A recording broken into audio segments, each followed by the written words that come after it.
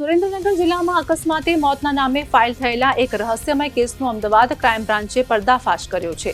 સુરેન્દ્રનગરની કેનાલમાંથી મળી આવેલો અજાણ્યો મૃતદેહ અકસ્માત નહીં પરંતુ આયોજનબદ્ધ રીતે કરવામાં આવેલી હત્યા હોવાનું સામે આવ્યું છે।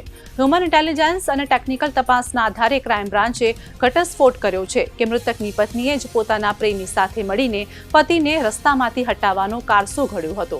આ મામલે પોલીસે મૃતકની પત્ની અને તેના પ્રેમીની ધરપકડ કરી જેલ ભેગા કર્યા છે। અમદાવાદ ક્રાઇમ બ્રાન્ચને મળેલી ચોક્કસ બાતમીના આધારે સુરેન્દ્રનગરની એક કેનાલમાંથી અગાઉ મળી આવેલા અજાણ્યા શખ્સના મૃતદેહ અંગે તપાસ શરૂ કરવામાં આવી હતી।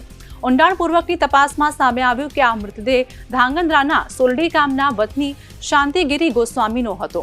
આ ઘટસ્ફોટ બાદ પોલીસે કડક કાર્યવાહી કરીને મૃતકની પત્ની જાગૃતિબહેન ગોસ્વામી અને તેના પ્રેમી કાંતિલાલ ઉર્ફે ભરત સાબરિયાની ધરપકડ કરી લીધી છે। પોલીસે પૂછપરછ અને તપાસમાં સામે આવ્યું હતું કે મૃતક શાંતિગીરીની પત્ની જાગૃતિબહેનને કાંતિલાલ ઉર્ફે ભરત સાથે છેલ્લા ઘણા સમયથી પ્રેમ સંબંધ હતો। ઘરમાં થતા ઝઘડા અને અંગત અદાવતના કારણે જાગૃતિબહેન અને કાંતિલાલે શાંતિગીરીની હત્યાનું કાવતરું ઘડ્યું હતું। વર્ષે ઓક્ટોબર 2025માં ધાંગધ્રા ખાતે એક અકસ્માત મોત નોંધવામાં આવેલું હતું અને આ અકસ્માત મોતમાં જે કેનાલમાંથી મૃતદેહ મળેલો હતો એ મૃતદેહ શાંતિગીરીનો હતો।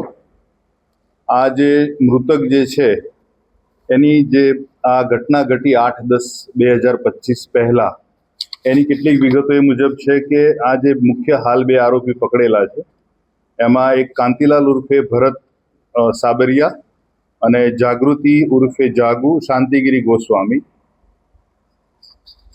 આ જાગૃતિ જે છે એના જે પ્રથમ લગ્ન થયા હતા એ સુખદેવગીરી અને હાલ જે મૃતક જે છે શાંતિગીરી આ બંને ભાઈઓ છે।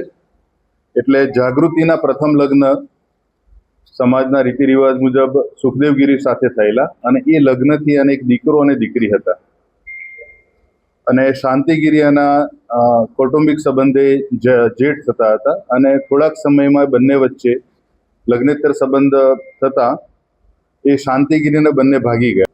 શાંતિગીરી પોતે ટ્રક ચાલક હતો એટલે એ વારંવાર ટ્રક લઈને બહાર જતો હતો। એ અરસામાં હાલના આરોપી એટલે કાંતિલાલ ઉર્ફે ભરતભાઈ એ પણ ટ્રક ચાલક હતો અને બંને વચ્ચે એક પ્રકારની